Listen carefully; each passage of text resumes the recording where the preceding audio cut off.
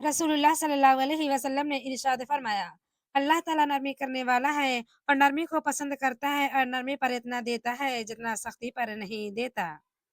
रसूलुल्लाह सल्लल्लाहु अलैहि वसल्लम ने फरमाया, कयामत के दिन बदतरीन शख्स वो होगा जो इधर लोगों से कुछ और बात करता है और उधर कुछ और।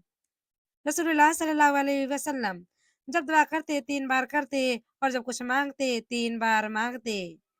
नबी करीम सल्लल्लाहु अलैहि वसल्लम ने फरमाया, बंदे को अल्लाह के ज़िक्र से बढ़कर अज़ाब से बचाने वाली कोई चीज़ नहीं है।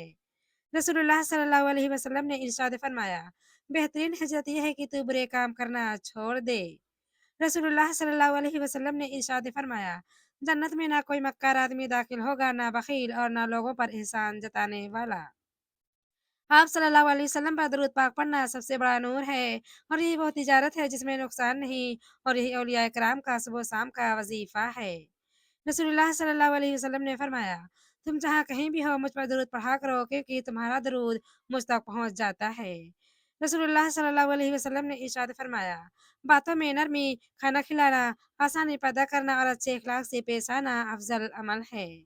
रसूलुल्लाह सल्लल्लाहु अलैहि वसल्लम ने फरमाया, जिस शख्स ने कोई गलती की या कोई गुनाह किया, फिर उस पर शर्मिंदा हुआ, तो ये शर्मिंदगी इसके गुनाह का कफ़ारा है।